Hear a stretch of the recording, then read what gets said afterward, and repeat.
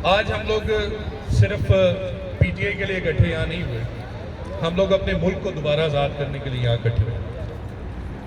मुझे याद है मेरे दादा अल्लाह ताला उन्हें जन्नत नसीब करे, वो सब जितने बुजुर्ग हमसे छूट गए हैं जो आज़ादी की तहरीक में शामिल थे 1947 में, और बल्कि 1940 से लेकर जब करारदाद पेश की गई।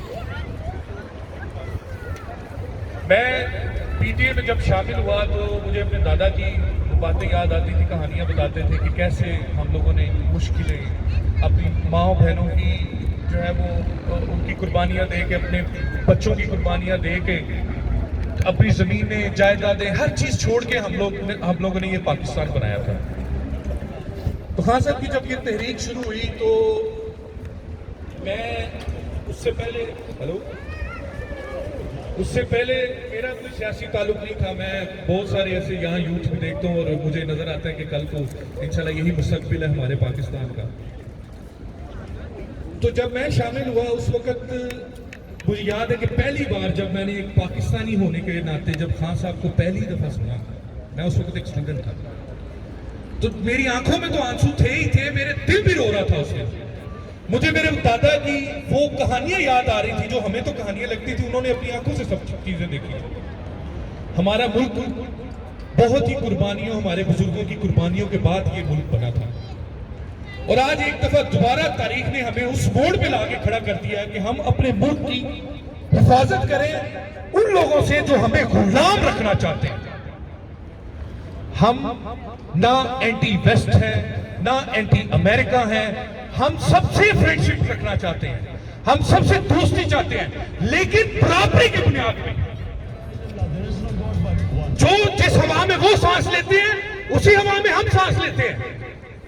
जिस तरह उन्हें अल्लाह ताला ने बनाया हमें भी उसी तरह बनाया है। हमारा भी उतना हक है जीने का जितना उनका हक है। अगर हमारी चमड़ी जो है वो ब्राउन है इसका मतलब ये नहीं है कि हमें जीने का कम हक है।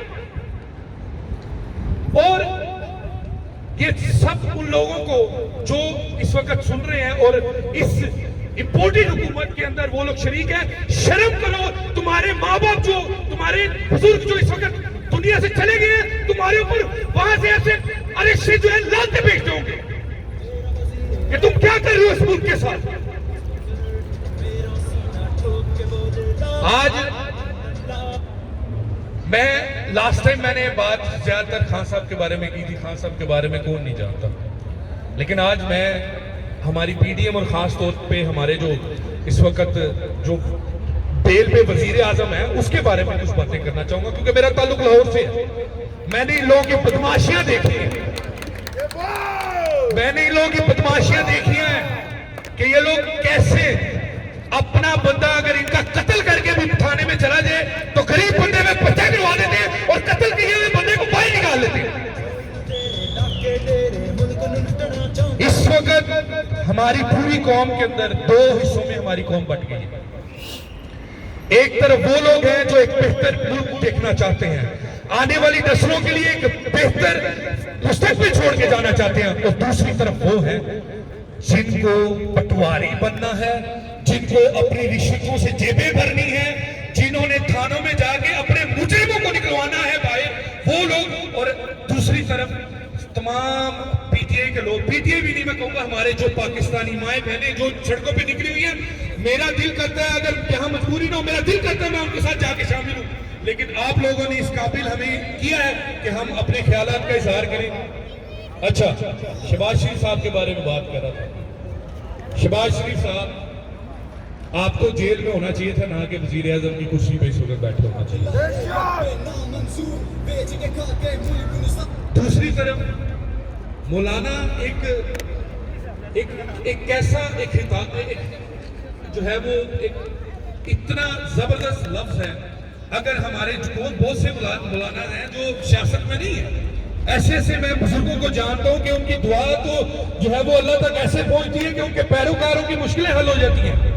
लेकिन एक मौलाना हमारे पास सियासत में भी है जिसको हम डीजल के नाम से जानते हैं, जिस 14वीं सदी के मौलवियों से हमारे नबी पाक सल्लल्लाहु अलैहि वसल्लम ने उनसे बचने की हमें हिदायत दी थी, ये वही मौलवी है जो इस्लाम के नाम को बेच कर अपनी सियासत चमकाते हैं। इस्लामाबाद में 55 करोड़ का घर लिया उसने, पीडीएम की जम्मू से तहरीक की थी।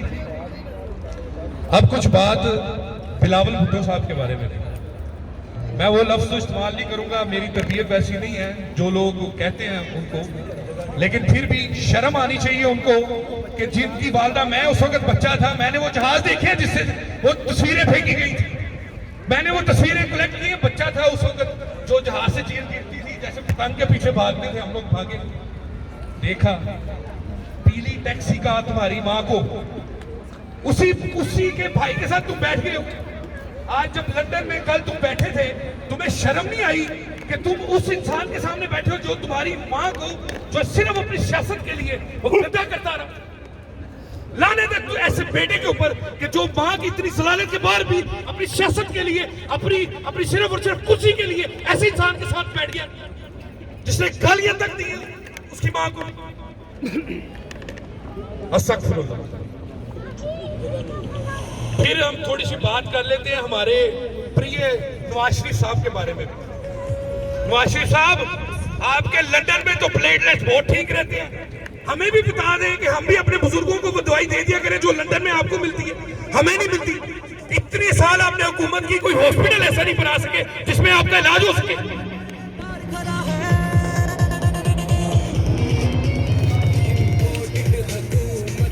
आप पाकिस्तान वापस आने की तैयारियां कर रहे हैं, ईसीएल से 100-150 लोगों का नाम निकल गया, सुना मैंने कहा।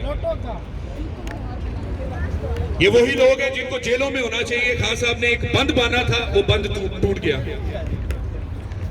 और खैर इसके बारे में मैं बाद में बात करूंगा, अपनी इस्टेब्लिशमेंट और अपनी अदलिया के बारे में। अब नवाज शरीफ साहब एक पाकिस्तानी होने के नाते और खास तौर पे एक ओवरसीज पाकिस्तानी होने के नाते आपको कहता हूं, जुर्रत ना करना पाकिस्तान में कदम रखने की।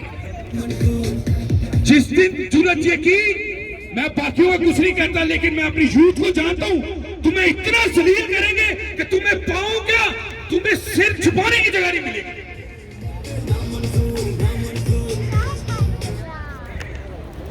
अब खान साहब ने तो हमें कह दिया कि हमने अपनी इस्टेब्लिशमेंट अदलिया के बारे में बात नहीं करनी, लेकिन उन्होंने, अगर मैं बात नहीं करूंगा तो इसका मतलब है मैंने खान साहब को सही तरह फॉलो ही नहीं किया। हमें उन्होंने सिखाया है कि कैसे अपने हक के लिए बोलना है और दुनिया को बताना है कि हमारे साथ क्या हो रहा है। तो बाजवा साहब को भी, और जो मुफ्ती हल्के हैं, आप न्यूट्रल रहे, ठीक है, आप सियासत में मुदाखलत नहीं करना चाहते, वो भी ठीक है, साजिश आपने साबित नहीं की, वो भी ठीक है, लेकिन इस वक्त जो हमारी अवाम का मुतालबा है, फौज कौम के साथ है। अगर कौम आपका साथ छोड़ गई तो फौज की वो ताकत नहीं रहेगी जो आज है। तो आपको मैं एक पाकिस्तानी होने के नाते से ये वार्न कर रहा हूं कि अगर आपने इस कौम का, ये इलेक्शन का हमारा एक जायज मुतालबा है, हम नहीं कहते इमरान खान को लेके आओ, हम नहीं कहते पीटीआई को गवर्नमेंट में लेके आओ, हमारा मुतालबा है इलेक्शन, सिर्फ इलेक्शन।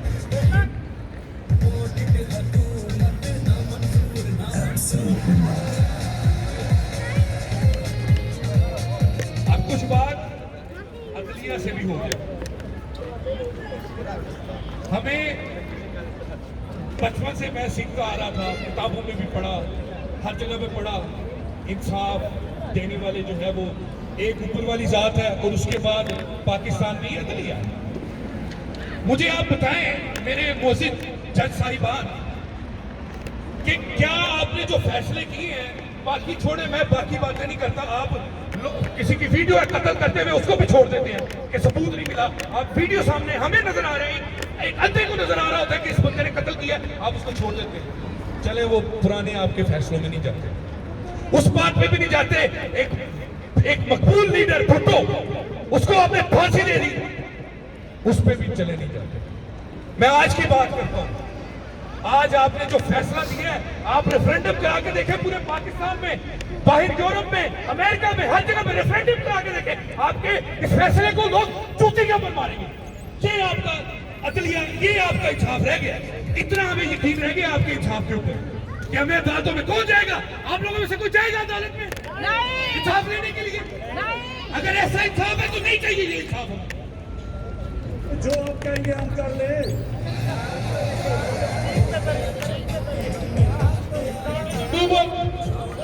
इम्पोर्टेड हुकूमत, इम्पोर्टेड हुकूमत, इम्पोर्टेड हुकूमत, इम्पोर्टेड हुकूमत, इम्पोर्टेड हुकूमत। तो अगर इंसाफ से अगर पाकिस्तानियों का ईमान उठ गया तो हम अपने टैक्स पेयर से क्यों आपकी ये सारी अललियां बर्दाश्त करें? जिन गाड़ियों में आप घूमते हैं, जो जिस कुर्सी के ऊपर आप बैठते हैं, जिस तनख्वाह के ऊपर अपने बच्चे पालते हैं, वो हमारा दिया हुआ है, हमारे टैक्स से दिया हुआ पैसा है। वो शर्म करे, बस इतना ही कहूंगा, शर्म करे बस।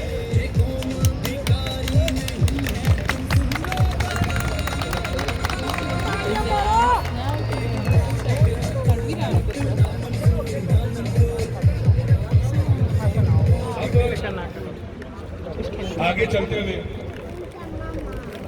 कुछ बात मैं पीटीआई की तंजीम साजी और इन सब चीजों में, क्योंकि मैं उसको सुनता रहा हूँ और मुझे पता है क्या क्या गलतियां हमने की।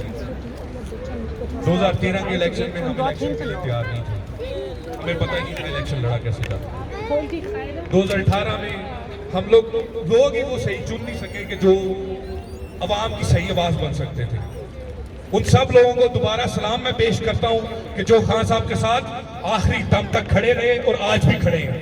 उन सब के लिए आप लोग हमारे मुल्क का मुस्तकबिल है और हम आपके साथ हैं इंशाल्लाह।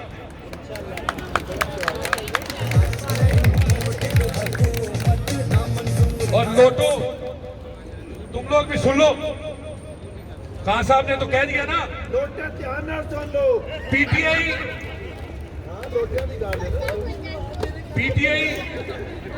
इस बार पीटीआई को आपने वोट देना है या नहीं देना, वो एक गलत बात है, वो आपके अपने ज़मीर की बात है। लेकिन एक पाकिस्तानी होने के नाते इन लोटों को वोट नहीं पड़ने चाहिए, नहीं देंगे लोटों को। इनके सामने दीवार बन के खड़े हो जाए। इनको दोबारा जब भी, आज तो चले हमें पता ना किसने मुदाखलत की, कल को कोई भी मुल्क उठेगा 20-25 अरब रुपए में इन सब लोटों को खरीदेगा और हमारी तकदीरों का फैसला करेगा। नहीं होने देंगे। और तमाम मीडिया ने ब्लैकआउट किया हुआ सुना है पाकिस्तान। मीडिया को लगता है ये फिल्में बनाएंगे और गिराएंगे, इनको आज शायद ये नहीं पता कि ये सोशल मीडिया का दौर है। हमारी आवाज दबाओगे, कहीं ना कहीं से हमारी आवाज सामने आ ही जाएगी। आप जो ब्लैकआउट कर रहे हैं, अगर आपने ये बंद ना किया तो खान साहब का, मुझे पता है ना, मैंने लास्ट अपनी तकरीर के अंदर लास्ट टाइम जुम्मे को मैंने कह दिया था जुडिशियल कमीशन का, और खान साहब ने कल उसका फैसला किया। मुझे पता है खान साहब ने क्या आगे बातें कर रही है और